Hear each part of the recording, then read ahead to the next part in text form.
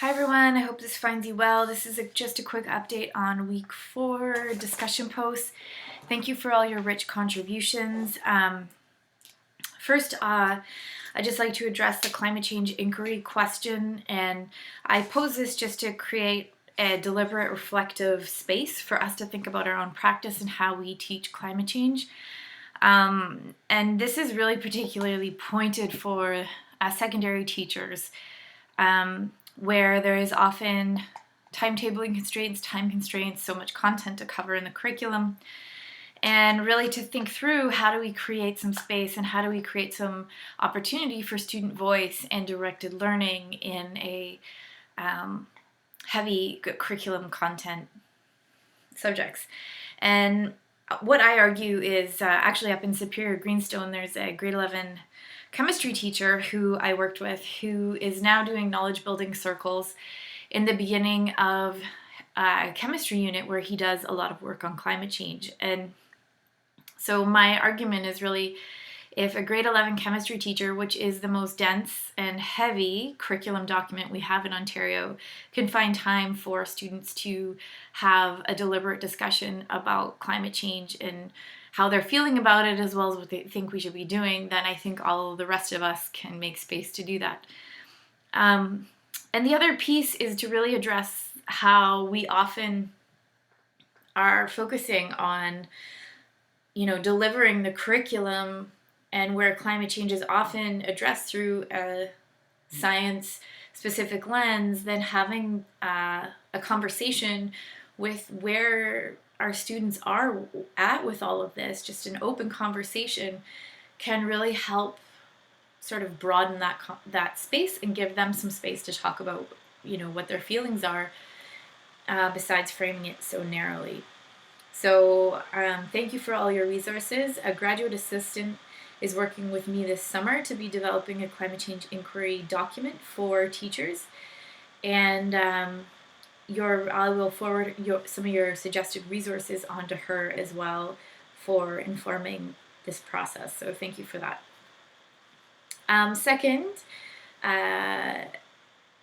Kay's question. She asked some really great questions, and I think this created a lot of really fruitful and rich discussion in the discussion forum. So the first one was looking at the call to action in education. Number 8 was a focus on climate change education to engage Indigenous and local cultural knowledges and practices, and why is this important? And I'm so thankful that this question was asked, as well as the thoughtful discussion that happened around it. And I will post within the discussion forum under the resources tab that everyone's adding to. There is a document that has been developed by a group of First Nation leaders who are responding to how to teach climate change education with their perspective in mind. So I haven't gone through the document in depth, and it's brand new, but I will post it there so that we can have a bit more of a guide there, so that you can refer to it in your practices. I also wanted to look at that second question that Kay asked around people, the call for people who live well in places that David Orr made, and that she really pulled through as something to focus on. And I really love this notion of living well in a place. And we're starting to see this language shift in around economies and how we measure economic growth. So predominantly we use the GDP, which is the gross domestic product, to measure our economies on a national scale. And just this week, for those of you who follow this, Jacinda Ardern, who is the Prime Minister of New Zealand, came forward, and New Zealand is the first Western country to design its entire budget around well-being priorities and instruct its ministries to design policies to improve well-being. And this came from the recognition that GDP growth, while New Zealand has done well in terms of GDP, that measurement had not translated into higher standards or better opportunities for Kiwis. And so they wanted to address that gap. And I think that's so interesting that now we have a Western country that is doing that. I know here in Orillia, the city has looked at, this year we benchmarked well-being, and I know that that will be carried forward as another way to look at not just the economic growth, but also the well-being of people here, and decisions will be considered around well-being beyond just economic growth. So we are starting, I think, to see this shift unfold. And for those of you who have voiced sort of, there needs to be a transformation of our current economic system, moves away from capitalism. I'm wondering if we're starting to see some of those first iterations of different ways that we start to account for our economic systems. Third, the question that was referring to my paper around technology being used as a vehicle and to drive transformative practices. And just a little bit of context, I wrote this paper coming out of my PhD where I've been studying social media, environmental learning, and activism among high school youth. And it was an international study, and the first issue that all of the youth were concerned about was climate change. And that wasn't the focus of my study. The focus was really around how social media and what's called interest-driven learning. So interest-driven being like something that's very much of interest to the individual, and how that learning may happen inside schools and predominantly outside of schools, and how as educators we can better connect the sort of rich online worlds that some young people engage in back into their learning, or how we can connect what they do outside of school to reinforce it within school.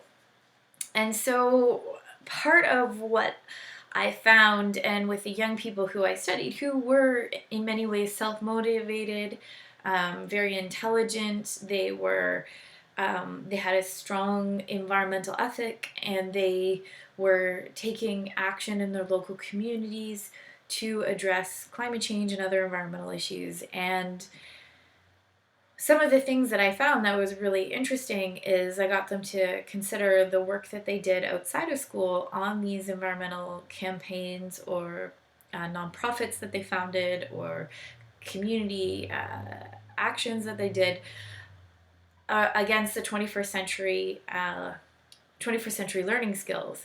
And then from that, I also then at the end of that piece asked them around what, if they'd ever talked to their teacher about the work that they were doing outside of school, or if there were opportunities for them to share that kind of work that they were doing outside of the classroom with their peers or with their teacher, and any ways that they could connect what they were doing outside of school with what was happening in the classroom. And the majority were not connected at all. So they were doing this out of their own personal interest, not necessarily because of a connection to what their class was doing. The only exception to that were the Canadian teachers or students that I did interview, seemed to have support from their teachers and a more sort of openness around integrating some of this work. But for the majority, even of the Canadian youth, the teacher would know about their work, but this was still an extracurricular piece that they were working on. So, but just to give you that context so that you understand that for me, this article was really around sort of grappling with this disconnect of what I was seeing, these really rich projects happening on social media through social interest groups, or through special interest groups, and with direct community members, and then there being no support from teachers or integration with their in-school learning. And for me, it's really, as you can probably tell by this point in the course, the best way to address these community issues, especially climate responses, is to have that connection happening, and for students to see their learning as relevant, as authentic, and as having impact to their local communities. So for me, it was trying to figure out how to connect them. And where the education system seemed to be quite entrenched in curriculum and particular approaches to education, the recognition of social media and special interest groups as a way for those conversations to unfold was of particular interest to me. So As an outdoor experiential educator and as an environmental educator, I think it's really, really important to also have time that's unstructured and time without technology to allow for ourselves to de-stress, for allow our brains to have some biophilia and to have those sensory immersion experiences. However, I have found amongst outdoor experiential educators and environmental educators, there can be sometimes a anti-technology approach to those types of learning spaces. And I think we need to have a criticality around how we assess what's relevant and what's not. And as Kai sort of poignantly pointed out, she was using newspaper articles, etc., and then having books, which are another type of technology. And then when they couldn't find the answers around the forest fires in the content they had on hand, then they go online later. And I think that we need to be really mindful of this, and not see technology as something that we have to fight against. I think we need to be thoughtful and inclusive with our practices and find ways to use them powerfully. The other caveat to all of this is I wrote my dissertation before we had the large-scale data sets on some of the very negative psychological aspects of social media. So I was really looking at the pro-social pieces, which there are. And even though we have some of these very detrimental psychological aspects to social media, there still are these very pro-social aspects. And so for me, I still keep my social media for these reasons, because it helps me connect to my community in a way that, especially with diminishing newspapers, local newspapers, these sort of community-focused special interest groups can be very powerful as a way to build community cohesion, especially since we don't necessarily have the same practices that bring us together as communities that we previously did, like the church or people attending community gatherings the same way. So just a little piece on that. Okay, and last, I've already gone too long, the disaster risk reduction article. In the UN, we see this language a lot more. We see countries, especially who are experiencing or will experience severe climate impacts, talking about how schools can be, how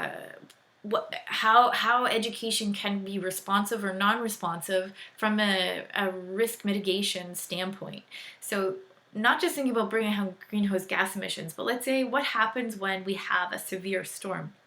Does the school become the community hub? Does the school have emergency preparedness responses? Or do we wait for other emergency response services to make those decisions? But when you think about it, schools are these connective hubs for communities. And so are they disaster ready?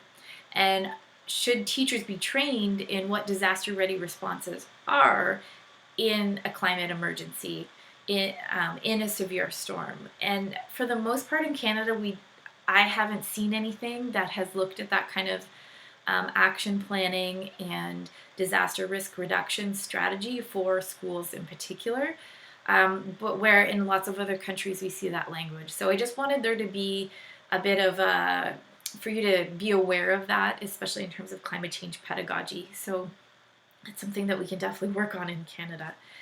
And with that, this week we are looking at the environmental psychology aspect, looking at developmental readiness and the role of hope. So lots of really interesting things to weigh into this week, and I want to commend all of you on your tremendous effort. This course definitely goes very fast, and but we're nearing the end. And with that, if you have questions around your communication project, you're worried that maybe you haven't got the audience that you had hoped for, or you're concerned about your write-up, please get in touch. I'm happy to talk through any of those pieces. Okay, take care. Have a great Wednesday.